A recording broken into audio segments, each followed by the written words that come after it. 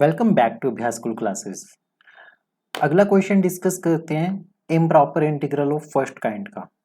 Numerator में आपके पास e की पावर x दिया हुआ है डिवाइडेड बाय 1 प्लस e की पावर 2x। ठीक है, तो आपके पास इसमें लिमिट्स दी हुई है माइनस इन्फिनिटी से इन्फिनिटी। सबसे पहले हम इसे थोड़ा करेक्ट करके लिखते हैं। हम इसे लिखते हैं माइनस इन्फिनिटी से जीरो, माइनस इन्फिनिटी से जीरो और जीरो से इन्फिनिटी। जीरो से क्या होगा, इन्फिनिटी होगा। तो ये क्या बनेगा आपके पास e की power x upon 1 plus e की पावर 2x dx, और ये भी क्या बनेगा e की power x upon 1 plus e की पावर 2x dx के बराबर। अब दो इंटीग्रल्स आ गए आपके पास। मान लेते हैं ये I1 है और ये I2 है। हम सेपरेटली इन दोनों को सॉल्व करते हैं। सबसे पहले I1 को पिक कर लिया हमने, तो I1 को पिक किया तो I1 में हमने लिख दिया कि limit T1 approaching to infinity minus infinity integral T1 to zero e की power x upon 1 plus e की पावर 2x dx। इसका इंटीग्रेशन हम डायरेक्ट मेंशन कर देंगे, that is limit T1 approaching to minus infinity tangent inverse e की power x के बराबर। और लिमिट्स कहाँ से कहाँ जा रही है, लिमिट्स जा रही है t से जीरो के बराबर।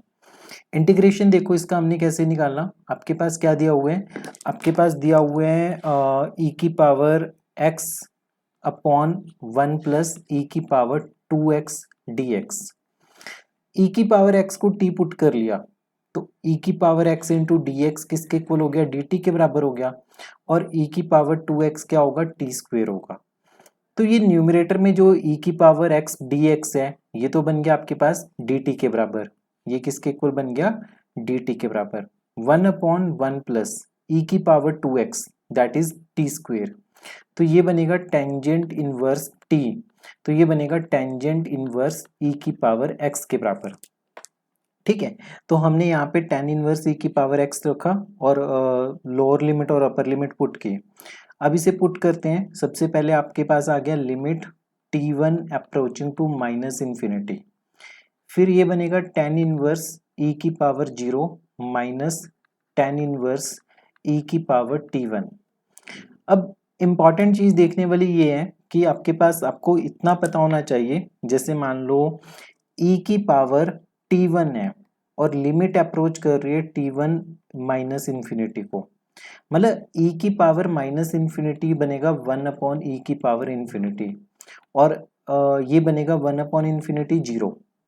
तो ये चीज आपको ध्यान में रखनी है कि अगर e की पावर माइनस इन्फिनिटी होगी तो वो जीरो के बराबर बनेगा। ठीक है, और टेंजेंट इनवर्स e की पावर माइनस इन्फिनिटी, तो ये क्या बनेगा, ये बनेगा टेन इनवर्स जीरो और टेन इनवर्स जीरो की वैल्यू होती है जीरो के बराबर। बेसिक्स है ये इनवर्स ट्रिग्नोमेट्री का।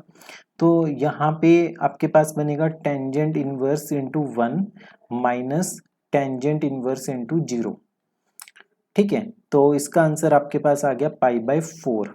फाइनली आपके पास I1 सॉल्व हो गया। तो ये एक स्टेप डन हो गया। स्टेप नंबर 2 मतलब कि I2 सॉल्व करते हैं हम।